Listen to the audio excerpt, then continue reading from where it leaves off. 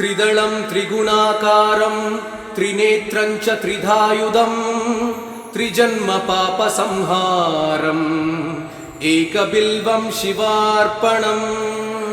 त्रिशाकै बिल्वपत्रैश्च अच्छिदै कोमलै शुभै तव पूजां करिष्यामि एकबिल्वं शिवार्पणम् कोटिकन्या महादानं तिलपर्वतकोटयः काञ्चनं क्षीरदानेन एकबिल्वं शिवार्पणम् काशीक्षेत्रनिवासं च कालभैरवदर्शनं प्रयागे माधवं दृष्ट्वा एकबिल्वं शिवार्पणम् इन्दुवारे व्रतं स्थित्वा निराहारो महेश्वरः नक्तं हौष्यामि देवेश एकबिल्वं शिवार्पणम् रामलिङ्गप्रतिष्ठा च वैवाहिककृतं तथा तटाकानि च सन्धानम् एकबिल्वं शिवार्पणम् अखण्डबिल्वपत्रं च आयुधं शिवपूजनं कृतं नाम सहस्रेण एकबिल्वं शिवार्पणम् उमया सह देवेश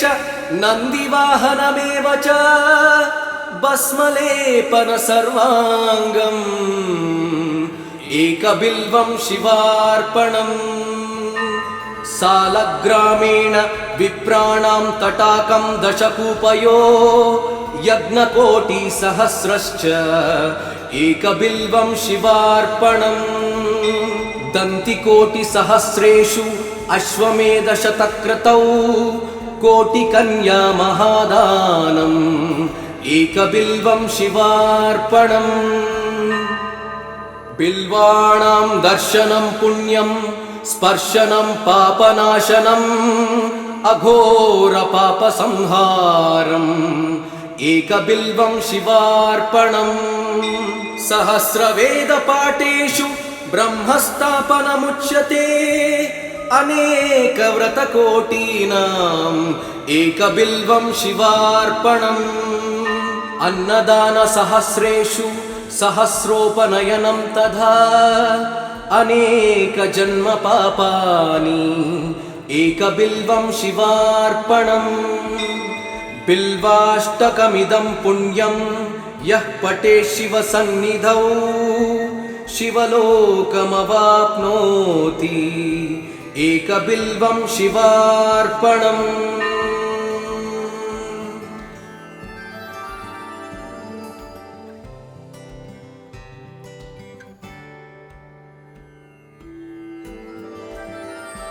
त्रिदलं त्रिगुणाकारं त्रिनेत्रं च त्रिधायुधं त्रिजन्म पापसंहारम् एकबिल्वं शिवार्पणम् त्रिशाकै बिल्वपत्रैश्च अच्छिदै कोमलै शुभै तव पूजां करिष्यामि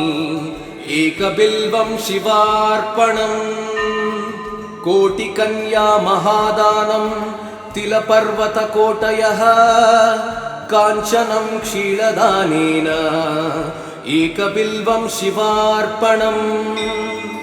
काशीक्षेत्रनिवासं च कालभैरवदर्शनं प्रयागे माधवं दृष्ट्वा एकबिल्वं शिवार्पणम् इन्दुवारे व्रतं स्थित्वा निराहारो महेश्वरः नक्तं हौष्यामि देवेश एकबिल्वं शिवार्पणम् रामलिङ्गप्रतिष्ठा च वैवाहिककृतं तथा तटाकानि च सन्धानम् एकबिल्वं शिवार्पणम् अखण्डबिल्वपत्रं च आयुधं शिवपूजनं कृतं नाम सहस्रेण एकबिल्वं शिवार्पणम् उमया सह देवेश नन्दिवाहनमेव च भस्मलेपन सर्वाङ्गम् एकबिल्वं शिवार्पणम् सालग्रामेण विप्राणां तटाकं दशकूपयो यज्ञकोटिसहस्रश्च एकबिल्वं शिवार्पणम् दन्तिकोटिसहस्रेषु अश्वमेधशतक्रतौ कोटिकन्या महादानम् एकबिल्वं शिवार्पणम् बिल्वाणां दर्शनं पुण्यं स्पर्शनं पापनाशनम् अघोरपापसंहारम् एकबिल्वं शिवार्पणम् सहस्रवेदपाठेषु ब्रह्मस्थापनमुच्यते अनेकव्रतकोटीनाम् एकबिल्वं शिवार्पणम् अन्नदानसहस्रेषु सहस्रोपनयनं तथा अनेकजन्मपापानि एकबिल्वं शिवार्पणम् बिल्वाष्टकमिदं पुण्यं यः पठेत् शिवसन्निधौ शिवलोकमवाप्नोति एकबिल्वं शिवार्पणम्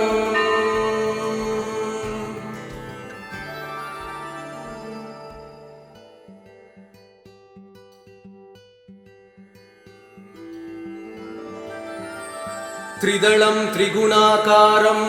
त्रिनेत्रं च त्रिधायुधं त्रिजन्मपापसंहारम् एकबिल्वं शिवार्पणम् त्रिशाकै बिल्वपत्रैश्च अच्छिदै कोमलैः शुभै तव पूजां करिष्यामि एकबिल्वं शिवार्पणम् कोटिकन्या महादानं तिलपर्वतकोटयः काञ्चनं क्षीरदानेन एकबिल्वं शिवार्पणम् काशीक्षेत्रनिवासं च कालभैरवदर्शनम् प्रयागे माधवं दृष्ट्वा एकबिल्वं शिवार्पणम् इन्दुवारे व्रतं स्थित्वा निराहारो महेश्वरः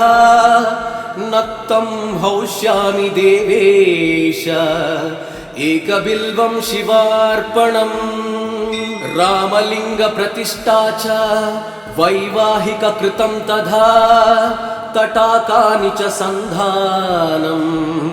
एकबिल्वं शिवार्पणम् अखण्डबिल्वपत्रं च आयुधं शिवपूजनम् कृतं नाम सहस्रेण एकबिल्वं शिवार्पणम् उमया सह देवेश नन्दिवाहनमेव च भस्मलेपन सर्वाङ्गम् एकबिल्वं शिवार्पणम् सालग्रामेण विप्राणां तटाकं दशकूपयो यज्ञकोटिसहस्रश्च एकबिल्वं शिवार्पणम् दन्तिकोटिसहस्रेषु अश्वमेधशतक्रतौ कोटिकन्या महादानम् एकबिल्वं शिवार्पणम् बिल्वाणां दर्शनं पुण्यं स्पर्शनं पापनाशनम् अघोरपापसंहारम् एकबिल्वं शिवार्पणम् सहस्रवेदपाठेषु ब्रह्मस्थापनमुच्यते अनेकव्रतकोटीनाम् एकबिल्वं शिवार्पणम् अन्नदानसहस्रेषु सहस्रोपनयनं तथा अनेकजन्मपापानि एकबिल्वं शिवार्पणम् बिल्वाष्टकमिदं पुण्यं यः पठेत् शिवसन्निधौ शिवलोकमवाप्नोति एकबिल्वं शिवार्पणम्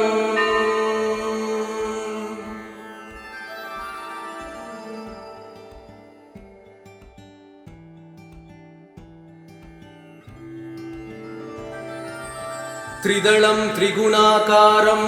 त्रिनेत्रं च त्रिधायुधं त्रिजन्मपापसंहारम् एकबिल्वं शिवार्पणम् त्रिशाकै बिल्वपत्रैश्च अच्छिदै कोमलै शुभै तव पूजां करिष्यामि एकबिल्वं शिवार्पणम् कोटिकन्या महादानं तिलपर्वतकोटयः काञ्चनं क्षीरदानेन एकबिल्वं शिवार्पणम्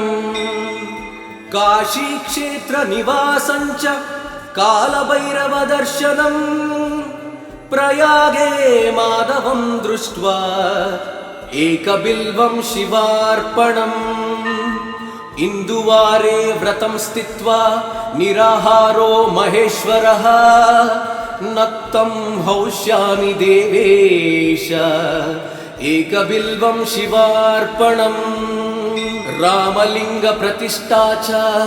वैवाहिककृतं तथा तटाकानि च सन्धानम् एकबिल्वं शिवार्पणम् अखण्डबिल्वपत्रं च आयुधं शिवपूजनं कृतं नाम सहस्रेण एकबिल्वं शिवार्पणम् उमया सह देवेश नन्दिवाहनमेव च भस्मलेपन सर्वाङ्गम् एकबिल्वं शिवार्पणम् सालग्रामेण विप्राणां तटाकं दशकूपयो यज्ञकोटिसहस्रश्च एकबिल्वं शिवार्पणम् दन्तिकोटिसहस्रेषु अश्वमेधशतक्रतौ कोटिकन्या महादानम् एकबिल्वं शिवार्पणम् बिल्वाणां दर्शनं पुण्यं स्पर्शनं पापनाशनम् अघोरपापसंहारम् एकबिल्वं शिवार्पणम् सहस्रवेदपाठेषु ब्रह्मस्थापनमुच्यते अनेकव्रतकोटीनाम् एकबिल्वं शिवार्पणम् अन्नदानसहस्रेषु सहस्रोपनयनं तथा अनेकजन्मपापानि एकबिल्वं शिवार्पणम् बिल्वाष्टकमिदं पुण्यं यः पठेत् शिवसन्निधौ शिवलोकमवाप्नोति एकबिल्वं शिवार्पणम्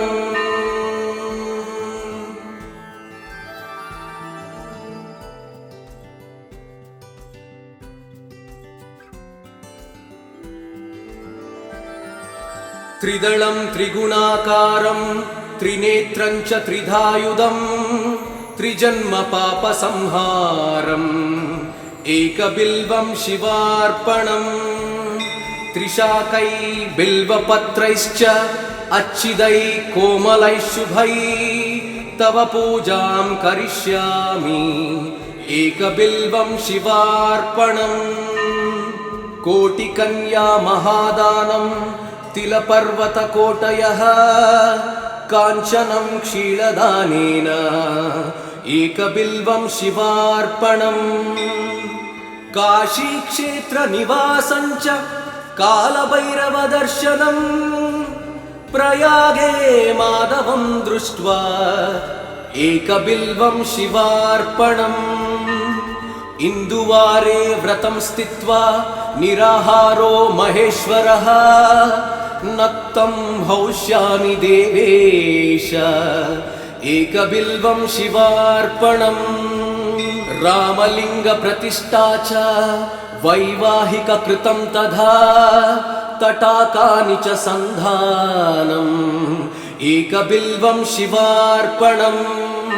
अखण्डबिल्वपत्रं च आयुधं शिवपूजनं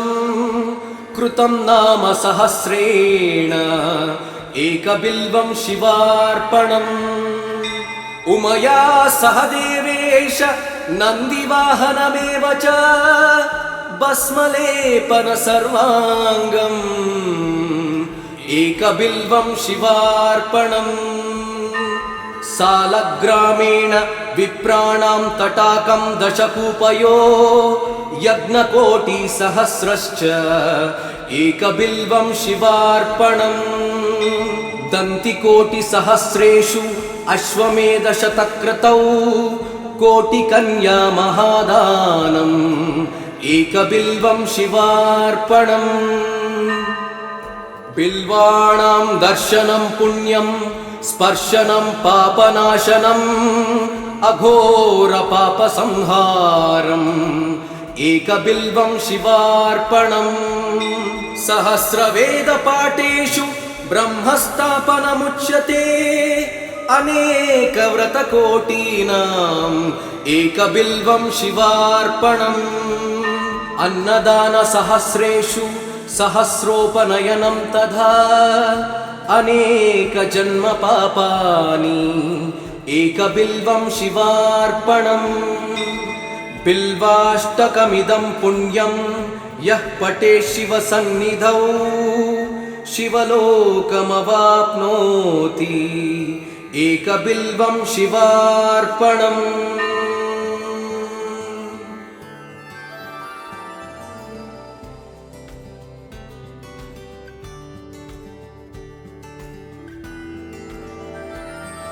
त्रिदलं त्रिगुणाकारं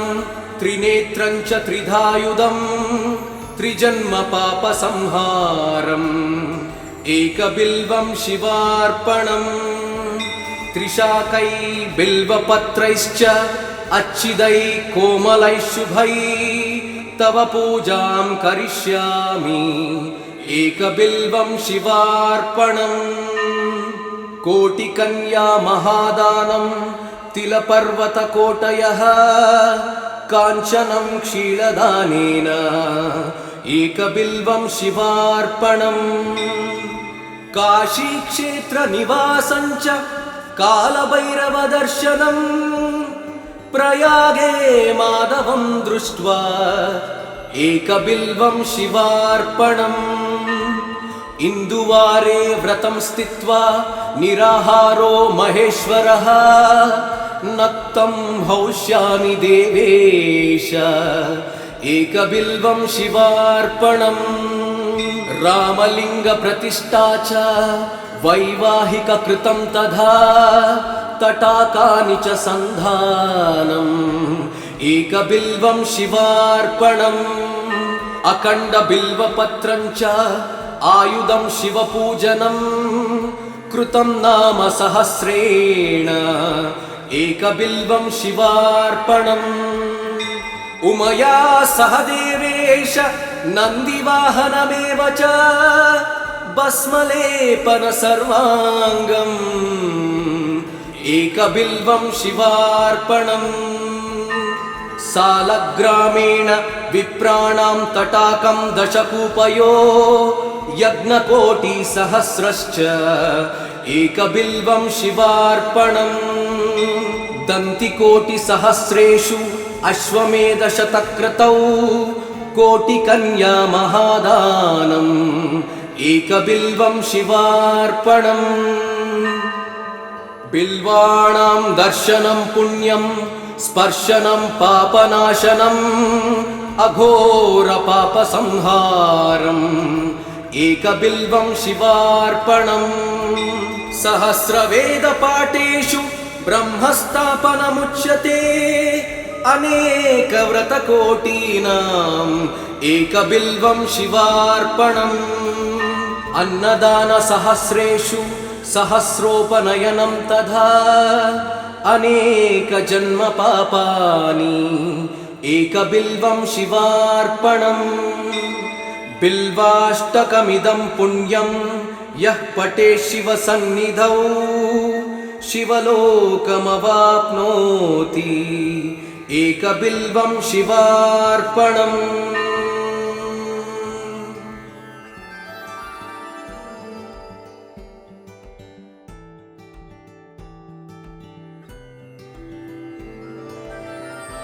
त्रिदलं त्रिगुणाकारं त्रिनेत्रं च त्रिधायुधं त्रिजन्मपापसंहारम् एकबिल्वं शिवार्पणम् त्रिशाकै बिल्वपत्रैश्च अच्छिदै कोमलैः शुभै तव पूजां करिष्यामि एकबिल्वं शिवार्पणम् कोटिकन्या महादानं तिलपर्वतकोटयः काञ्चनं क्षीरदानेन एकबिल्वं शिवार्पणम् काशीक्षेत्रनिवासं च कालभैरवदर्शनम्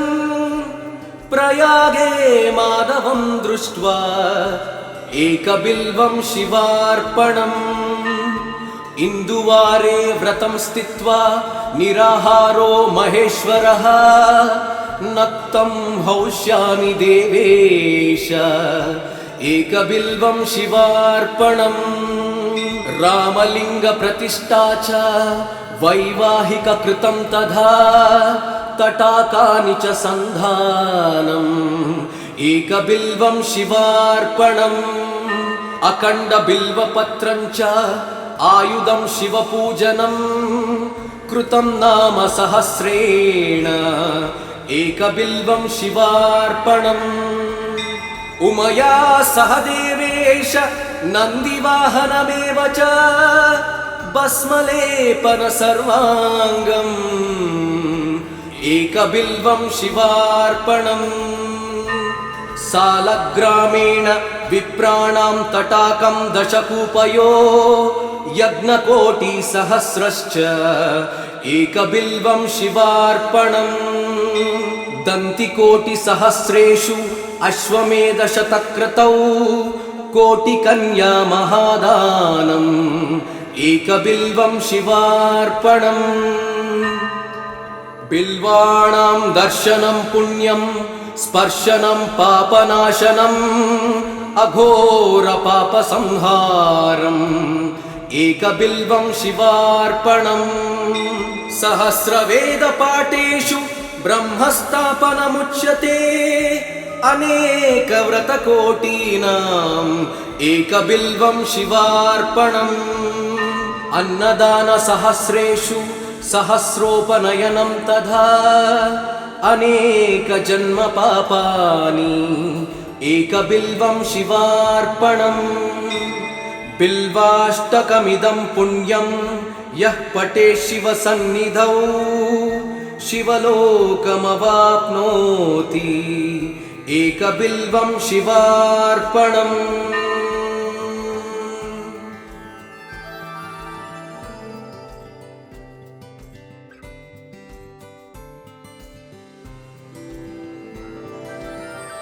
त्रिदलं त्रिगुणाकारं त्रिनेत्रं च त्रिधायुधं त्रिजन्मपापसंहारम् एकबिल्वं शिवार्पणम् त्रिशाकै बिल्वपत्रैश्च अच्छिदै कोमलैः शुभै तव पूजां करिष्यामि एकबिल्वं शिवार्पणम् कोटिकन्या महादानं तिलपर्वतकोटयः काञ्चनं क्षीरदानेन एकबिल्वं शिवार्पणम् काशीक्षेत्रनिवासं च कालभैरवदर्शनम् प्रयागे माधवं दृष्ट्वा एकबिल्वं शिवार्पणम् इन्दुवारे व्रतं स्थित्वा निराहारो महेश्वरः नक्तं हौष्यामि देवेश एकबिल्वं शिवार्पणम् रामलिङ्गप्रतिष्ठा च वैवाहिककृतं तथा तटाकानि च सन्धानम् एकबिल्वं शिवार्पणम् अखण्डबिल्वपत्रं च आयुधं शिवपूजनं कृतं नाम सहस्रेण एकबिल्वं शिवार्पणम् उमया सह देवेश नन्दिवाहनमेव च भस्मलेपन सर्वाङ्गम् एकबिल्वं शिवार्पणम् सालग्रामेण विप्राणां तटाकं दशकूपयो यज्ञकोटिसहस्रश्च एकबिल्वं शिवार्पणम् दन्तिकोटिसहस्रेषु अश्वमेधशतक्रतौ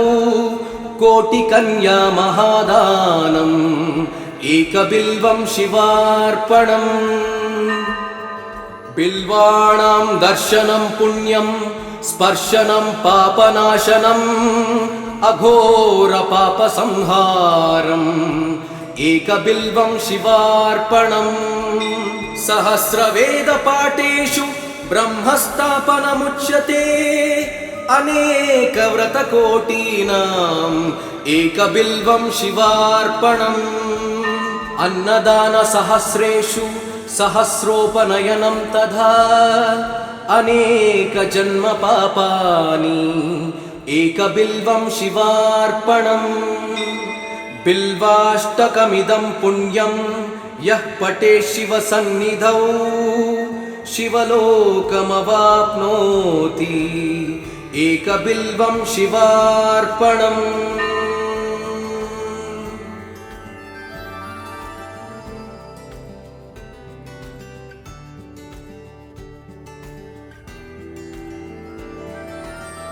त्रिदलं त्रिगुणाकारं त्रिनेत्रं च त्रिधायुधं त्रिजन्मपापसंहारम् एकबिल्वं शिवार्पणम् त्रिशाकै बिल्वपत्रैश्च अच्छिदै कोमलै शुभै तव पूजां करिष्यामि एकबिल्वं शिवार्पणम् कोटिकन्या महादानं तिलपर्वतकोटयः काञ्चनं क्षीरदानेन एकबिल्वं शिवार्पणम् काशीक्षेत्रनिवासं च कालभैरवदर्शनम् प्रयागे माधवं दृष्ट्वा एकबिल्वं शिवार्पणम् इन्दुवारे व्रतं स्थित्वा निराहारो महेश्वरः नक्तं हौष्यामि देवेश एकबिल्वं शिवार्पणम् रामलिङ्गप्रतिष्ठा च वैवाहिककृतं तथा तटाकानि च सन्धानम् एकबिल्वं शिवार्पणम् अखण्डबिल्वपत्रं च आयुधं शिवपूजनम् कृतं नाम सहस्रेण एकबिल्वं शिवार्पणम् उमया सह देवेश नन्दिवाहनमेव च भस्मलेपन सर्वाङ्गम् एकबिल्वं शिवार्पणम् सालग्रामेण विप्राणां तटाकं दशकूपयो यज्ञकोटिसहस्रश्च एकबिल्वं शिवार्पणम् दन्तिकोटिसहस्रेषु अश्वमेधशतक्रतौ कोटिकन्या महादानम् एकबिल्वं शिवार्पणम् बिल्वाणां दर्शनं पुण्यं स्पर्शनं पापनाशनम् अघोरपापसंहारम् एकबिल्वं शिवार्पणम् सहस्रवेदपाठेषु ब्रह्मस्थापनमुच्यते अनेकव्रतकोटीनाम् एकबिल्वं शिवार्पणम् अन्नदानसहस्रेषु सहस्रोपनयनं तथा अनेकजन्मपापानि एकबिल्वं शिवार्पणम् बिल्वाष्टकमिदं पुण्यं यः पठेत् शिवसन्निधौ शिवलोकमवाप्नोति एकबिल्वं शिवार्पणम्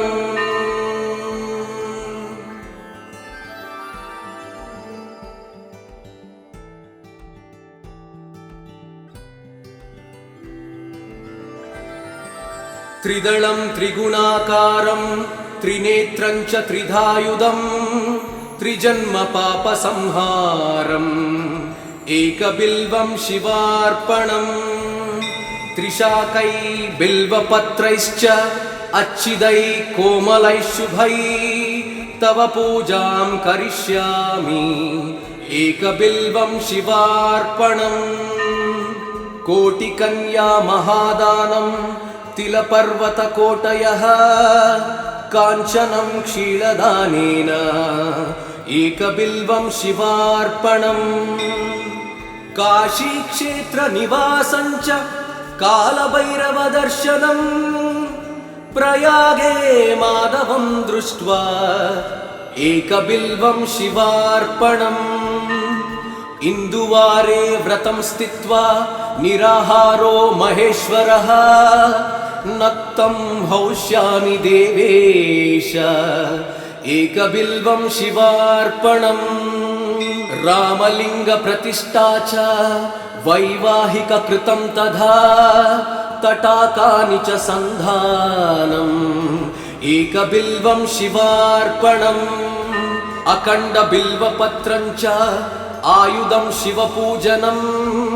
कृतं नाम सहस्रेण एकबिल्वं शिवार्पणम्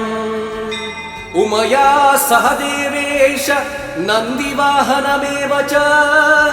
भस्मलेपन सर्वाङ्गम् एकबिल्वं शिवार्पणम्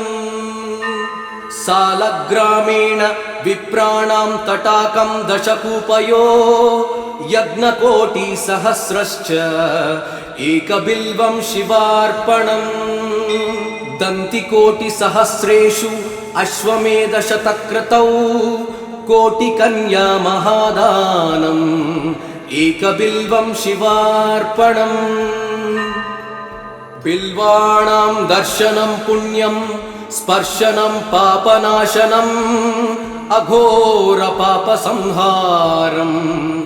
एकबिल्वं शिवार्पणम् सहस्रवेदपाठेषु ब्रह्मस्थापनमुच्यते अनेकव्रतकोटीनाम् एकबिल्वं शिवार्पणम् अन्नदानसहस्रेषु सहस्रोपनयनं तथा अनेकजन्मपापानि